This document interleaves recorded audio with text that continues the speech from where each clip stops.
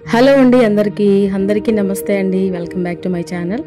నేనండి గంగాని. ఎలా ఉన్నారు? బాగున్నారా? మరొక మంచి రెసిపీతో మళ్ళీ వచ్చేసానండి మీ ముందుగా. అయితే మన ఛానల్లో చాలా టేస్టీగా చాలా సింపుల్గా అయిపోయే curries, chutneys, veg, non veg అన్నీ నేను మీకు ఏమి కావాలన్నా సరే చూపిస్తానండి. తప్పకుండా మీరైతే మన ఛానల్లో చేయాల్సిన పని ఏంటంటే, మీ బాధ్యత ఏంటి అంటే మన ఛానల్ని కొత్తగా చూస్తున్న వాళ్ళు అయితేనేమో సబ్స్క్రైబ్ చేసుకోండి. పాత వాళ్ళు అయితేనేమో చక్కగా వీడియోని లైక్ అనేది చేయండి. మీ లైక్ అనేది ఇంకొంతమందికి మన వీడియో అనేది రీచ్ అవుతుందన్నమాట. అదేనండి నేను మీ దగ్గర నుంచి ఆశించేది.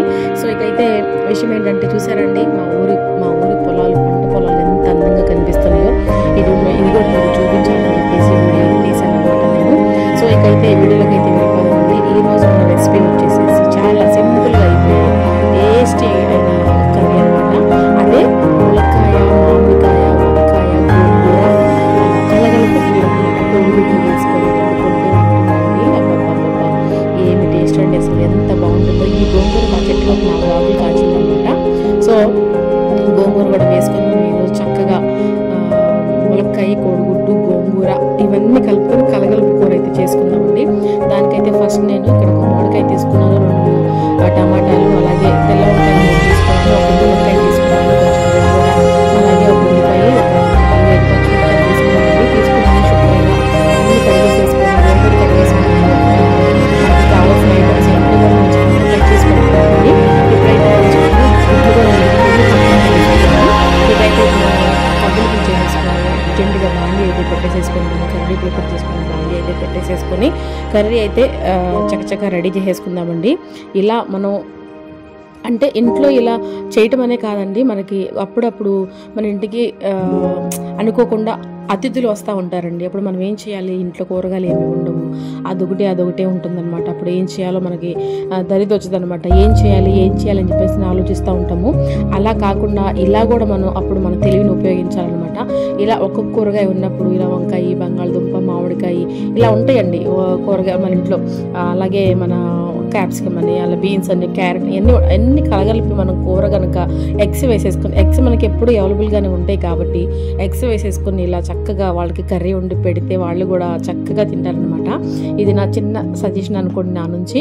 సో ఇకైతే ఆయిల్ అయితే కాగిందండి. యథావిధిగా నేను ప్రతి కర్రీలో వేసేదే జీలకర్ర, కొంచెం మెంతిపిండి అనమాట.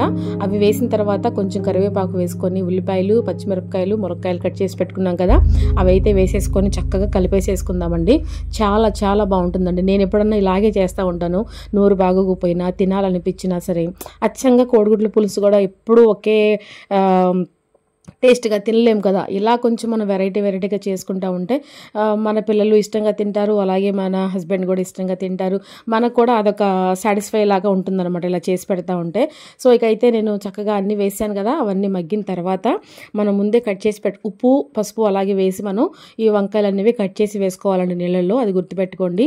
అలాగే మనం ఉప్పు, పసుపు వేయకుండా, పసుపు వేయకపోయినా పర్లేదు కానీ ఉప్పు అయితే మాత్రం కంపల్సరీగా వేయాలండి. ఎందుకంటే లేకపోతే వంకాయలు కండ్రెక్కిపోతాయి అన్నమాట. సో ఇక మనం చక్కగా అవన్నీ మగ్గిపోయిన తర్వాత మనం కట్ చేసి పెట్టుకున్న వంకాయ ముక్కలను అయితే వేసేసుకుందాము.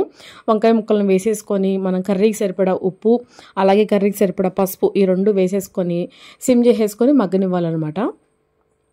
నేను ఎప్పుడు మీకు ఒక్కటే చెప్పేదండి, హైలో దయచేసి ఏది కూడా వండుకోవద్దు.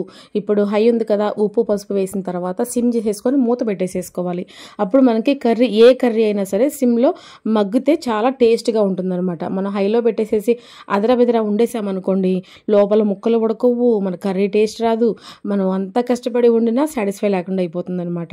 సో అందుకనే మనం కర్రీస్ అదేనే కదండి, ఏ వండుకునేటప్పుడైనా సరే మనం జాగ్రత్తగా వండుకుంటే అవి చక్కగా కుదిరితే అసలు వాటి టేస్టే వేరండి.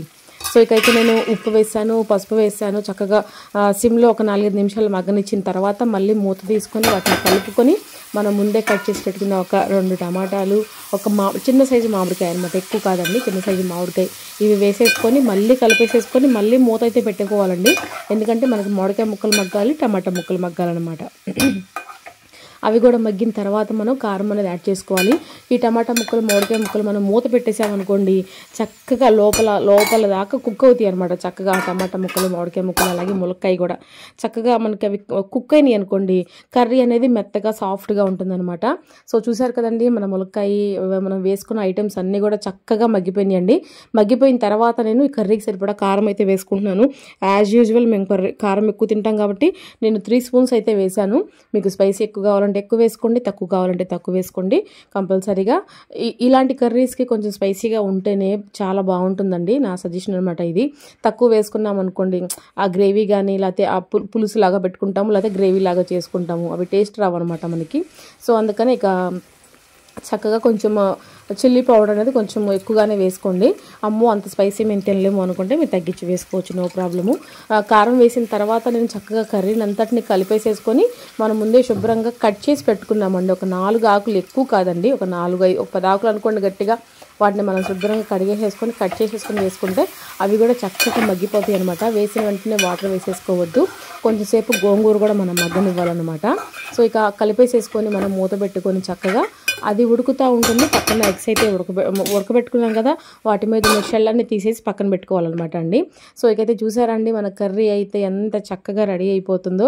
నాకు ఇలా డిఫరెంట్గా కర్రీస్ చేస్తామంటే చాలా ఇష్టం అండి. ఇలా నేను ఫస్ట్ మా ఇంట్లో వాళ్ళకి చేసి మా ఇంట్లో వాళ్ళ మీద ప్రయోగం చేస్తూ ఉంటాను. బట్ ఏంటంటే ఒకటి మంచి విషయము, చేసిన కర్రీ అసలు ఫెయిల్ అవ్వడం అనేది జరగదనమాట అండి, చాలా బాగుంటుందన్నమాట.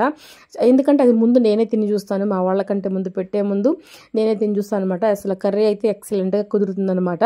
సో ఎందుకంటే మనం ఆల్రెడీ మనం రోజు వండుతాం కాబట్టి మనకి ఆ చేతి వాట మనకు తెలుసు అనమాట. ఏ కర్రీస్లో ఏం వేసుకోవాలి, ఎలా వేసుకుంటే టేస్ట్గా వస్తుంది అనేది మనకు తెలుసు కదా.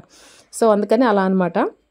ఇకైతే చూసారా మనం చక్కగా కర్రీ వాటర్ వేసుకున్న తర్వాత గోంగూర కూడా ఉడికినాక వాటర్ వేసుకున్నాక మన కర్రీ బాగా అప్పుడు హై పెట్టాలండి. హై పెట్టి బాగా ఆ బబుల్స్ వచ్చేలాగా ఉడకనివ్వాలంట బాగా. అప్పుడు మనకు కర్రీ అనేది టేస్ట్ వస్తుందన్నమాట. అవి ఉడుకుతున్నప్పుడే మనం ముందు చక్కగా వలిచి పెట్టుకున్నాం కదా ఎగ్స్ అనేవి, అవి కూడా వేసేసుకొని మళ్ళీ మూత పెట్టేసేసుకోవాలండి. ఈ టైంలోనే అండి మనం కర్రీ బాగా ఉడకనివ్వాలన్నమాట. ఈ టైంలో మనం పుదీనా వేసుకోవచ్చు, కొత్తిమీర వేసుకోవచ్చు, కరివేపాకు వేసుకోవచ్చు. బట్ సాడ్ ఏంటంటే ఈరోజు నాకు కొత్తిమీర అనేది అవైలబుల్గా లేదనమాట, అందుకే నేను కొత్తిమీర అయితే వేయలేదు. So okay, no problem. ఒక్కొక్కసారి మనకి అన్నీ కంఫర్టబుల్గా ఉండవు కదండి, దొరకవు కదా, ఏదున్నా మనం అడ్జస్ట్ అయిపోయి కర్రీ అనేది రెడీ చేసుకోవాలన్నమాట. సో ఇకైతే మన కర్రీ రెడీ అవ్వబోతుందండి. ఇలాగే నన్ను ఆదరించండి, ఇలాగే ముందుకు తీసుకెళ్ళండి. కొత్త వాళ్ళు చూస్తున్నట్లయితే మన ఛానల్ని సబ్స్క్రైబ్ చేసుకోండి. మీకేమన్నా వెరైటీ కర్రీస్ కావాలా లేకపోతే పికిల్స్ ఏమైనా వెరైటీగా కావాలా అనేది మీకు చూపించాలి అని మీరు అనుకుంటే కనుక తప్పకుండా నాకు కమెంట్ సెక్షన్లో షేర్ అయితే చేయండి. నేను కంపల్సరీగా ట్రై చేస్తాను. అలాగే పికిల్స్ కూడా ఎవరికైనా కావాలి అంటే కనుక మీరు ఆర్డర్ పెట్టుకోవాలనుకుంటే కనుక ముందు నాకు కమెంట్ అయితే చేయండి.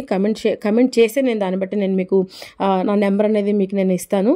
సో కావాలనుకున్న వాళ్ళు, నేను మీకు మొన్న కాకరకాయ వీడియోలో కూడా చెప్పాను, జాబ్ పర్పస్ మీద వెళ్ళే వాళ్ళు, ఇంట్లో చేసుకునే అవకాశం లేని వాళ్ళు ఎవరన్నా ఉన్నా సరే, వాళ్ళు చేసుకోలేను, మేము ఇట్లా పికిల్స్ మేము మిస్ అవుతున్నాము, ఇలా ఇంట్లో చేసుకున్న పికిల్స్ మేము మిస్ అవుతున్నాము అనుకుని మీరు ఫీల్ అవుతే కనుక ఏం ఫీల్ అవ్వద్దండి. గంగా ఉంది, మీకు కావాలంటే కంపల్సరీగా చేసి పంపిస్తుంది. మీరు మాత్రం చేయాల్సిన పని ఏంటంటే నాకు కమెంట్ సెక్షన్లో కమెంట్ అయితే చేయాలన్నమాట. ఓకేనా? ఇక అయితే మాటల్లో పడి కర్రీ సంగతి మర్చిపోయాను అనుకుంటున్నారా? లేదండి, అదే ఇదే అనమాట. సో కర్రీ అయితే చక్కగా రెడీ అయిపోయిందండి. చక్కగా గ్రేవీ లాగా చక్కగా దగ్గరగా వచ్చేసింది అనమాట. ఇలా వండితే మనం అన్నం కలుపుకొని తింటా కూడా చాలా బాగుంటుందన్నమాట. సో మీరు కూడా ఇలాగే ట్రై చేయండి. ట్రై చేసి ఎలా వచ్చింది ఏంటి అని తప్పకుండా కమెంట్ సెక్షన్లో షేర్ అయితే చేయండి. మన కర్రీ అయితే బ్రహ్మాండంగా రెడీ అయిపోయిందండి. ఇక నేనైతే ఫ్రెష్ అయిపోయాను. ఇక ముందు చెప్పాను కదండి, ఏ కర్రీ చేసినా ముందు నేను టేస్ట్ వస్తానమాట. సో అలాగే వేడివేడిగా రైస్ అయిపోయింది, కర్రీ అయిపోయింది, రెండు పెట్టేసేసుకొని టేస్ట్ చెప్తాను మీకు. చాలా చాలా నిజంగా చెప్తున్నానండి, అసలు ఇలా వండుకుంటే మన ఇంటికి వచ్చే అతిథులు కూడా పళ్ళెంలో ఒక్క మెతుకు కూడా వదలకుండా రైస్ మొత్తం తినేస్తారండి, అంత టేస్ట్గా ఉంటుందన్నమాట.